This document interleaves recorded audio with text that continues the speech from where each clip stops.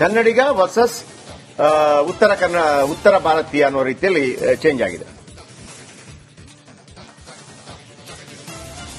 ತಾಯಿ ಮತ್ತು ಸಹೋದರ ಏನ್ ಹೇಳಿದ್ರು ವಿಕಾಸ್? ತಾಯಿ ಮತ್ತು ಸಹೋದರ ವಿಕಾಸ್ ವಿಂಕಮಾಂಡ್ರಲ್ಲ.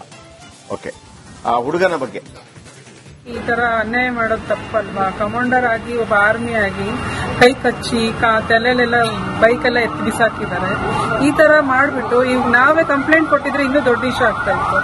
ಆದ್ರೂ ನಾವು ಆತರ ಬೇಡ, ಇದೇನು ಚಿಕ್ಕದಾಗ ಆಗಿದೆ ಅಂತ ಹೇಳ್ಬಿಟ್ಟು ನಾವು ವಾಪಸ್ ಮನೆಗೆ ಬಂದ್ರೆ ಇವರು ಇದನ್ನ ದೊಡ್ಡದ್ ಮಾಡಿ ಇವಾಗ ನನ್ನ ಮಗನ್ ತೊಂದರೆ ಕೊಡ್ತಾ ಇದ್ದಾರೆ. ನಮಗೆ ನ್ಯಾಯ ಕೊಡಿಸ್ಬೇಕಂತೆ ಅಲ್ಲ, ಅವ್ರು ಮಾಡಿ ತಪ್ಪನ ನಮ್ಮ ಮಕ್ಕಳ ಮೇಲೆ ಹಾಕಿ ಈ ತರ ಅನ್ಯಾಯ ಮಾಡೋ. ಸರ್, ಬೆಳಿಗ್ಗೆ ಅವನ ಅವನು ಮಾಲೂರಿಂದ ಮನೆಗೆ ಬರ್ಬೇಕಾದ್ರೆ ಅಂದ್ರೆ ಜಾತ್ರೆ ಹೋಗಿದ್ದ ಸಂಡೇ ಬೆಳಿಗ್ಗೆ 6 ಹಂಗೆ ಟಿನ್ ಫ್ಯಾಕ್ಟರಿ ಹತ್ರ ಬರ್ತಾನೆ. ಆಪೋಸಿಟ್ ಕಾರ್ ಬರುತ್ತೆ. ಆ ಕಾರಲ್ಲಿ ಒಂದು ಲೇಡಿ ಕುತ್ಕೊಂತಾರೆ, ಮತ್ತೆ ಒಬ್ರು ವಿಂಗ್ ಕಮಾಂಡರ್ ಕುತ್ಕೊಂತಾರೆ. ಆ ಟೈಮಲ್ಲಿ ಇವ್ನು ಹೋಗ್ಬೇಕಾದ್ರೆ ಇವನ್ ಗಾಡಿಗೆ ಅವರು ಸೈಲೆನ್ಸರ್ ಸ್ಕ್ರಾಚ್ ಮಾಡಿ ಹೋಗ್ತಾರೆ. ಅಂದ್ರೂ ಅವ್ನು ಸುಮ್ಮನೆ ಆಗ್ತಾನೆ ನಮ್ಮ ತಮ್ಮ. ಬಟ್ ಅವರೇ ಹೋಗ್ಬೇಕಾದ್ರೆ ಹಿಂದಿಯಲ್ಲಿ ಅವಾಚ್ಯ ಶಬ್ದಗಳಿಂದ ಬೈತಾರೆ. ಅದಕ್ಕೆ ಅವನು ಕೋಪಗೊಂಡು ನಮ್ಮವನು ಹೋಗ್ತಾನೆ, ಯಾಕೆ ಬೈದಿರಿ ಅಂತ ಕೇಳಿದಕ್ಕೆ ಅವ್ರು ಅದು ಭಯದಲ್ಲದೆ ಡೋರಿಂದ ದಬ್ಬಿಟ್ಟು ಅವನಿಗೆ ಗಾಡಿಯಲ್ಲಿ ನಾವು ತೂರಾಡಿ ಹೆಂಗ್ ಬೇಕಂಗೆ ಹೊಡೆದಿದ್ದಾರೆ. ಕಾಲಲ್ಲಿ ಗಿಲಲ್ಲಿ ಎಲ್ಲ ಹೊಡೆದಿದ್ದಾರೆ ಅವನಿಗೆ. ಮತ್ತೆ ಅದಲ್ಲದೆ ಕೈಗೆ ಕಚ್ಚಿದ್ದಾರೆ. ಅದೇ ಪಬ್ಲಿಕ್ ಸರ್ವೆಂಟ್ ಆಗಿ ಪಬ್ಲಿಕ್ ಈ ತರ ತೊಂದರೆ ಮಾಡಿದಾನೆ. ತುಂಬಾ ನೋವಾಯ್ತು. ಅದನ್ನ ಬಂದ್ಬಿಟ್ಟು ಮನೆಗೆ ಹೇಳ್ತಾನೆ. ಅಂತ ಅವಮಾನ ಆಗುತ್ತಂತ ಜಾಸ್ತಿ ಹೇಳಿಲ್ಲ. ಅದಾದ್ಮೇಲೆ ಅವನು ಸಿಸಿಟಿವಿ ಅಂದ್ರೆ ಅವನು ಸೋಷಿಯಲ್ ಮೀಡಿಯಾದಲ್ಲಿ ಅಪ್ಡೇಟ್ ಮಾಡ್ತಾನೆ. ಅವಾಗ ಅವನು ವಿಂಗ್ ಕಮಾಂಡರ್ ನನಗೆ ಈ ತರ ಅಲ್ಲೇ ಮಾಡಿದ್ರೆ ಅಂತಲ್ಲ, ಅವ್ನು ಅಲ್ಲೇ ಮಾಡಿಲ್ಲ. ಅವ್ನು ಅಲ್ಲೇ ಮಾಡ್ಬೇಕಾದ್ರೆ ಡಿಫೆನ್ಸ್ಗೋಸ್ಕರ ಅವ್ನು ತಡೆದಿದ್ದಾನೆ. ಲೈಕ್ ಕೀನ ಈ ತರ ಹಿಂಗ್ ಹಿಡಿದಿದ್ದಾನೆ. ಆ ಟೈಮಲ್ಲಿ ಡಿಚ್ಚಿ ಹೊಡಕ್ ಹೋದಾಗ ಆ ತರ ಅವನಿಗೆ ಬಡ್ದಿದೆ ಅದು. ಅದನ್ನ ಅವ್ನು ಏನ್ ಮಾಡ್ತಾನೆ, ನನಗೆ ಹೊಡೆದಿದ್ದಾರೆ ಅಂತ ಹೇಳ್ಬಿಟ್ಟು ಆ ತರ ಬಿಂಬಿಸ್ತಾನೆ. ಮತ್ತೆ ಸಾಯಂಕಾಲ ಸಿಸಿಟಿವಿ ಫುಟೇಜ್ ನೋಡಿದಾಗ ಗೊತ್ತಾಗುತ್ತೆ ವಿಂಗ್ ಕಮಾಂಡರ್ ಇವನಿಗೆ ಅಟ್ಯಾಕ್ ಮಾಡಿರೋದು ಅಂತೇಳಿ. ಸೊ 4 ಗಂಟೆಗೆ ಮನೆಗೆ ಬಂದ್ಬಿಟ್ಟು 4 ಜನ ಪೊಲೀಸರು ಅರೆಸ್ಟ್ ಮಾಡ್ಕೊಂಡು ಕರ್ಕೊಂಡ್ ಬಂದಿದ್ದಾರೆ ಬೈಯಪ್ಪನಹಳ್ಳಿ ಪೊಲೀಸ್ ಸ್ಟೇಷನ್ಗೆ. ಬೆಳಿಗ್ಗೆ ಎಫ್ಐಆರ್ ಫೈಲ್ ಮಾಡಿದ ವಿಂಗ್ ಕಮಾಂಡರ್ ಬೇಗ ತಗೊಂಡ್ರು. ಬಟ್ ಇದುವರೆಗೂ ನಮಗೆ ಎಫ್ಐಆರ್ ನಾವು ಫೈಲ್ ಮಾಡಿದಾಗ ಯಾವುದೇ ರೀತಿಯಾಗಿ ರಿಪ್ಲೈ ಬಂದಿಲ್ಲ. ಸೊ ಇನ್ನು 11 ಗಂಟೆ. ಒಬ್ಬ ನಾರ್ತ್ ಇಂಡಿಯಾದಿಂದ ಬಂದಿರತಕ್ಕಂಥವನು ತನ್ನ ಉದ್ಯೋಗವನ್ನು ಹರಿಸಿಕೊಂಡು ಬೆಂಗಳೂರಿಗೆ ಇವತ್ತು ಕನ್ನಡಿಗನ ಮೇಲೆ ಹಲ್ಲೆ ಮಾಡಿ ಸುಳ್ಳು ಮಾಹಿತಿಗಳನ್ನು ವಿಡಿಯೋಗಳ ಮುಖಾಂತರ ದೇಶಾದ್ಯಂತ ಕನ್ನಡಿಗರ ಮೇಲೆ ಒಂದು ಸುಳ್ಳು ಆಪಾದನೆಯನ್ನ ಹಾಕಿ ಇವತ್ತು ಒಬ್ಬ ಅಮಾಯಕ ಕನ್ನಡಿಗನ ಮೇಲೆ ದೌರ್ಜನ್ಯ ಮಾಡಿರ್ತಕ್ಕಂಥ ವಿಚಾರವಾಗಿ ಇವತ್ತು ನಾವೆಲ್ಲರೂ ಬೈಯಪ್ಪನಹಳ್ಳಿ ಠಾಣೆಗೆ ಬಂದಿರತಕ್ಕಂಥದ್ದು. ನಮ್ಮ ನಾಡು, ನಮ್ಮ ಆಳ್ವಿಕೆ ತಂಡ ಆಗಿರ್ಬೋದು, ನಮ್ಮ ಯುವ ಕರ್ನಾಟಕ ವೇದಿಕೆ ಪ್ರತಿಯೊಬ್ಬರು ಇವತ್ತು ನಾವು ಇಲ್ಲಿ ಯಾಕೆ ಬಂದಿದ್ದೀವಿ ಅಂತಂದ್ರೆ ಒಬ್ಬ ಕನ್ನಡಿಗನಿಗೆ ಅನ್ಯಾಯ ಆಗಿದೆ ನೋಡಿ. ಆತನ ಮೇಲೆ ಎಫ್ಐಆರ್ ಆಗಿದೆ. ಸ್ಟೇಷನ್ ಒಳಗಡೆ ಇದ್ದಾನೆ. ಯಾರು ದೌರ್ಜನ್ಯಕ್ಕೊಳಗಾದವನು, ಆದ್ರೆ ದೌರ್ಜನ್ಯ ಮಾಡಿ ಸುಳ್ಳನ್ನು ಹರಡಿದವನು ಇವತ್ತು ಹೊರಗಡೆ ಇದ್ದಾನೆ. ನಾನ್ ಕೇಳ್ಕೊಳ್ಳೋದಿಷ್ಟೇ, ಮಾನ್ಯ ಮಂತ್ರಿಗಳೇ, ಗೃಹ ಮಂತ್ರಿಗಳೇ, ಪೊಲೀಸ್ ಇಲಾಖೆಗೆ ನಾನು ಕೇಳ್ಕೊಳ್ಳೋದಿಷ್ಟೇ, ಯಾರೋ ಬಂದು ಏನೋ ಮಾಡಿ ಸುಳ್ಳು ವಿಡಿಯೋ ಮಾಡಿ ಹಾಕ್ಬಿಟ್ಟು ಕೂಡ್ಲೆ ಅದು ನಿಜವಲ್ಲ.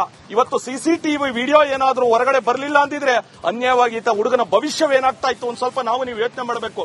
ಆತ ಕೆಳಗಡೆ ಈಗ ಬಂದು ಒಂದು ಮಾಹಿತಿ ಸಿಕ್ತು ನಮಗೆ.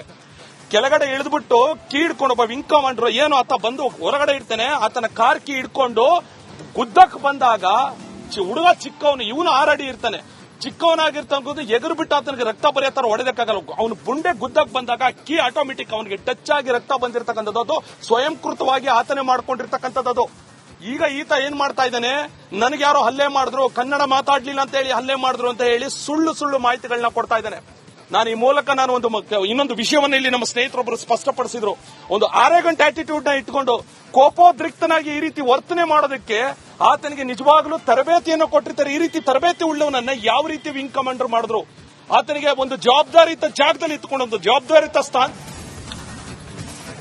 ವೆರಿ ಕ್ಲಿಯರ್ ವೀಕ್ಷಕರೇ. ಒಂದಂತ ಹೇಳ್ಬಿಡ್ತೀನಿ ಕೇಳಿ. ನಾವ್ ಯಾವತ್ತೂ ಕೂಡ ಒಂದು ಮಾತನ್ನ ಹೇಳ್ತಾ ಇರ್ತೀವಿ, ದೇಶ ಮೊದಲು, ನೇಷನ್ ಫಸ್ಟ್ ಅನ್ನುವಂತ ವಿಚಾರಗಳನ್ನ ಹೇಳ್ತೀವಿ. ರಾಜ್ಯದ ವಿಚಾರ ಬಂದಾಗ ಕನ್ನಡ ಫಸ್ಟ್, ಕರ್ನಾಟಕ ಫಸ್ಟ್ ಅನ್ನುವಂಥದ್ದು, ಅದ್ರಲ್ಲಿ 2 ಮಾತೇ ಇಲ್ಲ. ಕನ್ನಡಿಗನಾಗ್ಲಿ, ತಮಿಳಿಗಾಗ್ಲಿ, ಉತ್ತರ ಪ್ರದೇಶದವನಾಗ್ಲಿ, ಬಿಹಾರಿ ಆಗ್ಲಿ, ರಾಜಸ್ಥಾನಿ ಆಗ್ಲಿ, ಯಾರೇ ಆಗ್ಲಿ, ಯಾವ ಊರಿನವನಾಗ್ಲಿ, ಆತ ಸೈನಿಕ ಅಂತ ಹೇಳುವಾಗ ಆತ ಕನ್ನಡಿಗರಿಗಿಂತಲೂ ಅವನಿಗೆ ಫಸ್ಟ್ ಸಲ್ಯೂಟ್. ಹೌದಾ? ಒಪ್ಕೋತೀರಾ? ಪ್ರತಿಯೊಬ್ಬರು ಕೂಡ ನಾವು ಕೊಡ್ಲೇಬೇಕಲ್ವಾ? ಒಂದು ವೇಳೆ ಕನ್ನಡಿಗ ಮತ್ತು ಒಬ್ಬ ಮರಾಠಿ ಅವನಿದ್ದಾನೆ ಅಂತ ಇಟ್ಕೊಳ್ಳಿ. ಮರಾಠಿ ಅವ ಸೈನಿಕ ಅಂತ ಹೇಳುವಾಗ ಅವನಿಗೆ ಫಸ್ಟ್ ಸಲ್ಯೂಟ್. ಅಲ್ಲಿ ಕನ್ನಡ ಎಲ್ಲ ಆಮೇಲೆ ಬರುತ್ತೆ. ಆಯ್ತಾ? ಸೊ ಹಾಗಾಗಿ ವಿಂಗ್ ಕಮಾಂಡರ್ ಅಂತ ಹೇಳುವಾಗ ನಿನ್ನೆ ಅವರು ನನಗೆ ಹಿಂಗ್ ಹೊಡೆದ್ರು ಅಂತ ಹೇಳುವಾಗ ನಮಗೆಲ್ಲ ಆಶ್ಚರ್ಯ ಆಗಿತ್ತು. ಒಬ್ಬ ಕನ್ನಡಿಗ ಹಿಂಗ್ ಹೊಡೆಯಕ್ಕೆ ಸಾಧ್ಯ ಮತ್ತೊಂದು ಅಂತೇಳಿ. ಆದ್ರೆ ಆಗಿರುವಂತ ವಿಚಾರಗಳೇ ಬೇರೆ ಅಂತ ಬರ್ತಾ ಇದೆ. ಬೇರೆ ವಿಚಾರಗಳಾಗಿ ಅದನ್ನ ಕನ್ನಡ ಮಾತಾಡಿಲ್ಲ ನನಗೆ ಹೊಡೆದ್ರು ಅಂತ ಹೇಳುವಾಗ ಅದನ್ನ ನಮಗೆ ಸ್ವಲ್ಪ ಬೇಸರ ಆಗುತ್ತೆ. ಖಂಡಿತವಾಗಿ ಅನಗತ್ಯವಾಗಿ ಬೇಕಾಗಿಲ್ಲ. ಈಗಲೂ ನಾನು ಹೇಳ್ತೀನಿ, ನಮಗೆ ರಾಷ್ಟ್ರ ಮೊದಲು, ಸೈನಿಕ ಅದಕ್ಕಿಂತ ಮೊದಲು. ಅವನಿಗೆ ಆದ್ರೆ ಸೈನಿಕರಾದವ್ರಿಗೆ ಯಾಕೆ ನಾವು ಈಗ ದೇವರಿಗೆ ಯಾಕೆ ಅಷ್ಟೊಂದು ಗೌರವ ಕೊಡ್ತೀವಿ ಅಂತಂದ್ರೆ ದೇವರು ತಪ್ಪು ಮಾಡಲ್ಲ, ಅವ್ರು ನಡ್ಕೋತಾರೆ ಅಂತ. ಅವನು ಕಾಂಜಿಪಿಂಜಿ ತರ ಡೈಲಿ ಬಂದು ಮಾತಾಡ್ತಿದ್ರೆ ದೇವರಿಗೆ ಆಯ್ದಿರ್ತಿರ್ಲಿಲ್ಲ. ಹಾಗೆ ವಿಂಗ್ ಕಮಾಂಡರ್ ಅಂತ ಹೇಳುವಾಗ ನಮ್ಗೊಂದು ಇರ್ತದೆ, ಇಲ್ಲಪ್ಪ ಏನು ಮಾಡ್ತಾ ಇದ್ದೆ ನಾನು ವಿಂಗ್ ಕಮಾಂಡರ್ ಕಣೋ. ಏನೇ ಗಲಾಟೆ ಆಗಿ ಏನ್ ಈಗ ಆತ ಬಂದು ಇವರ ಕಾರಿಗೆ ಗುದ್ದಿರ್ಲಿ, ಏನ್ first action that needs to be taken is ಸೀದಾ ಪೊಲೀಸ್ ಸ್ಟೇಷನ್ ಅಂತ ಕಂಪ್ಲೇಂಟ್ ಕೊಡೋದು ಅಷ್ಟೇ. ಅದು ಅದ್ರಲ್ಲಿ ಹೊಡೆದಾಡಕ್ಕೆ ಏನಿದೆ, ಮತ್ತೆ ನಿರ್ಮಾಣಕ್ಕೆ ಏನಿದೆ ಅದರಲ್ಲಿ. ಆಮೇಲೆ ಅಲ್ಲ, ಕೆಲವರಿಗೆ ಏನಿರುತ್ತೆ ಗೊತ್ತಾ ಮೇಡಮ್, ಒಂದು ಶಕ್ತಿ ಇರುತ್ತೆ ಅಲ್ಲಿ. ಏನಪ್ಪ ಏನಾಗಿದೆ, ಈಗ ಒಂದು 4 ಜನ ಸೇರಿ ಏನಾಯ್ತು ಸುಮ್ಮನೆ ಯಾಕಪ್ಪ ಹೊಡ್ಕೋತೀರಿ, ಆಯ್ತು ತಪ್ಪಾಯ್ತು ಏನ್. ನಾವೇ ಮೇಡಮ್ ಈಗ ಒಂದು ಗಾಡಿಯಲ್ಲಿ ಒಬ್ಬ ಎದುರು ಬರ್ತಾನೆ ಅಂತ ನಿಂತಿರ್ಕೊಳ್ಳಿ, ಏನು ಅಂತಂದು ಸರಿ ಸರ್ ಅಂತ ತಕ್ಷಣ ಅವನು ಸೈಲೆಂಟ್ ಆಗ್ಬಿಡ್ತಾನೆ. ತಪ್ಪಾಯ್ತು ಸರ್ ಸಾರಿ ಅಣ್ಣ ಅಂತ ತಕ್ಷಣ ಮುಗೀತು. ಅವನು ಅಲ್ಲಿ ಕ್ಷಣದಲ್ಲಿ ಸರಿ ಆಗ್ಬಿಡ್ತಾನೆ. ನಾನಂತೂ ತುಂಬಾ ಸಲ ನೋಡಿದೀನಿ. ಯಾಕೋ ಏನ್ ಕೊಲ್ತೀಯಾ ಅಣ್ಣ, ತಪ್ಪಾಯ್ತಣ್ಣ, ಪರವಾಗಿಲ್ಲ ಸರ್ ಹೋಗಿ ಸರ್, ಸಡನ್ ಆಗಿ ಸರ್ ಆಗ್ಬಿಡುತ್ತೆ. ಬನ್ನಿ ಇದರ ಬಗ್ಗೆ ಒಂದು ಸ್ಟೋರಿ ನಿಮ್ಮ ಮುಂದೆ ಇಡ್ತೀನಿ. ಬೆಂಗಳೂರಿನಲ್ಲಿ ರೋಡ್ ರೇಜ್ ಪ್ರಕರಣಗಳಿಗೆ ಆದ್ರೆ ಒಂದು ರೋಡ್ ರೇಜ್ ಅಂತೂ ಆಗ್ತಾ ಇದೆ. ಒಬ್ಬ ಅವನಾಗ್ಲಿ ಇವನಾಗ್ಲಿ ಯಾರೇ ಆಗಲಿ, ಸೈನಿಕರಾಗ್ಲಿ ಮತ್ತೊಬ್ಬರಾಗ್ಲಿ, ಮುಖ್ಯಮಂತ್ರಿ ಆಗಲಿ, ಮಂತ್ರಿ ಆಗಲಿ, ಶಾಸಕ ಆಗಲಿ, ಜನಸಾಮಾನ್ಯ ಆಗಲಿ, ಕಾನೂನು ಅಂತ ಒಂದಿರುತ್ತೆ ಅಲ್ವಾ. ನಾವೆಲ್ಲರೂ ಭಯಪಡೋದು ಯಾವುದಕ್ಕೆ? ಕಾನೂನಿಗೆ. ಯಾಕೆ ಲೋಕಸಭೆಯಲ್ಲಿ ಮತ್ತೊಂದು ಇಷ್ಟೆಲ್ಲ ಗಂಟೆಗಟ್ಟಲೆ ಅದು ವಾಗ್ವಾದಗಳಾಗತ್ತೆ? ಯಾಕಂದ್ರೆ ಕಾನೂನಾಗಿ ರೂಪಿಸುವಾಗ ಯಾರಿಗೂ ತೊಂದರೆ ಆಗಬಾರ್ದು ಅಂತೇಳಿ ಆ ಕಾನೂನಿನ ಅಂಡರಲ್ಲಿ ನಾವೆಲ್ಲರೂ ಬರುವಂತದ್ದು. ಸೊ ಈ ರೋಡ್ ರೇಜ್ ಇದೆಯಲ್ಲ, ಇದು ಒಂದಲ್ಲ, ಇಂಥದ್ದು ಅನೇಕ ಆಗಿದೆ. ಆದರೆ ವಿಂಗ್ ಕಮಾಂಡರ್ ಮೇಲೆ ಬೈಕ್ ಸವಾರನೊಬ್ಬ ಹಲ್ಲೆ ಏನಾಗ್ತಾ ಇದೆ ಇದು ಅಂತ ಹೇಳಿ, ಏನು ಕಾನೂನು ಸುರಕ್ಷಿತ, ಒಬ್ಬ ವಿಂಗ್ ಕಮಾಂಡರ್ಗೆ ರಕ್ಷಣೆ ಇಲ್ವಾ ಅಂತ ಕೇಳುವಂಥದ್ದು ನಾವು ಕೂಡ ಕೇಳಿದ್ದೀವಿ. ಆದರೆ ಸಿಸಿಟಿವಿ ಅನೇಕ ಸತ್ಯಾಂಶಗಳನ್ನ ಹೊರಗಿಟ್ಟಿದೆ.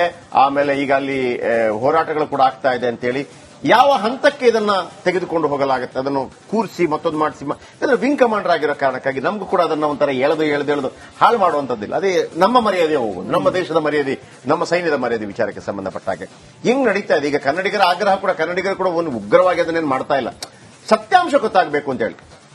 ಓಕೆ, ಪರಮೇಶ್ವರ್ ಮಾತಾಡ್ತಿದ್ದಾರೆ ಇದರ ಬಗ್ಗೆ, ನೋಡಿ ಏನ ಹೇಳ್ತಿದ್ದಾರೆ ಅಂತ. ಅದರ ನಂತರ ಬರ್ತೀನಿ ಧ್ರುವ. ಈಗ ಅದು ಕೇಸ್ ತಗೊಂಡು ಇನ್ವೆಸ್ಟಿಗೇಟ್ ಮಾಡಿ ಅವ್ರನ್ನ ಸೆಕ್ಯೂರ್ ಮಾಡೋದಕ್ಕೂ ಮಾಡ್ತಾರೆ.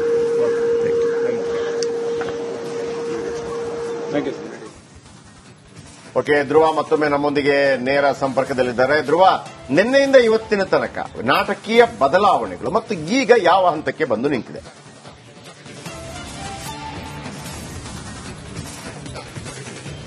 ಜೆಪಿ ಸರ್, ಈಗ ಸದ್ಯ ವಿಂಗ್ ಕಮಾಂಡರ್ ಶೀಲಾದಿತ್ಯ ಬೋಸ್ ವಿರುದ್ಧ ಕೊಲೆ ಯತ್ನ ಕೇಸ್ ಕೂಡ ದಾಖಲಾಗಿದೆ. BNS 109 ಪ್ರಕಾರ ಬೈಯಪ್ಪನಹಳ್ಳಿ ಪೊಲೀಸ್ ಠಾಣೆಯಲ್ಲಿ ವಿಕಾಸ್ ಕುಮಾರ್ ನೀಡಿದ ದೂರಿನ ಅನ್ವಯ ಈಗ ಕೊಲೆ ಯತ್ನ ಕೇಸ್ ದಾಖಲಾಗಿದೆ. ಈ ಕೇಸ್ ದಾಖಲಾದ ನಂತರ ಶೀಲಾದಿತ್ಯ ಬೋಸ್ ಅವರನ್ನ ಬಂಧನ ಮಾಡಲೇಬೇಕು. ಈ ವಿಚಾರಕ್ಕೆ ಸಂಬಂಧಪಟ್ಟ ಹಾಗೆ ಈಗಾಗಲೇ IAF ಆಫೀಸರ್ಗಳಿಗೆ ಕೂಡ ಪೊಲೀಸರು ಮಾಹಿತಿಯನ್ನ ನೀಡಿದ್ದಾರೆ. ಈ ಒಂದು ಪ್ರಕರಣದಲ್ಲಿ ಶೀಲಾದಿತ್ಯ ಬೋಸ್ ಅವರದೇ ತಪ್ಪಿದೆ ಅಂತ ಹೇಳಿ CCTV ಸಮೇತ ಅವರಿಗೆ ತೋರಿಸುವಂತ ಕೆಲಸವನ್ನ ಮಾಡಿದ್ದಾರೆ. ನಿನ್ನೆ ಈ ಒಂದು ಗಲಾಟೆ ಆದಂತಹ ಸಂದರ್ಭದಲ್ಲಿ ಕೂಡ ವಿಂಗ್ ಕಮಾಂಡರ್ ಮೇಲೆ ಅಟ್ಯಾಕ್ ಆಗಿದೆ ಅಂತ ಹೇಳಿ IAF ಆಫೀಸರ್ ಕೂಡ ಪೊಲೀಸ್ ಠಾಣೆಗೆ ಬಂದಿದ್ರು. ಆ ಸಂದರ್ಭದಲ್ಲಿ ವಿಡಿಯೋವನ್ನ ತೋರಿಸಿ ಸ್ಪಷ್ಟನೆಯನ್ನ ನೀಡುವಂತಹ ಕೆಲಸವನ್ನ ಮಾಡಿದ್ದಾರೆ. ಆನಂತರ ಅಧಿಕಾರಿಗಳು ನೀವು ನಿಮ್ಮ ಕ್ರಮವನ್ನ ಕೈಗೊಳ್ಳಿ, ನಾವು ಅವರ ವಿರುದ್ಧ ಕೂಡ ಶಿಸ್ತು ಕ್ರಮವನ್ನ ಕೈಗೊಳ್ತೀವಿ ಅಂತ ಹೇಳಿ ಇಲ್ಲಿಂದ ತೆರಳಿದ್ದಾರೆ ಅನ್ನುವಂತ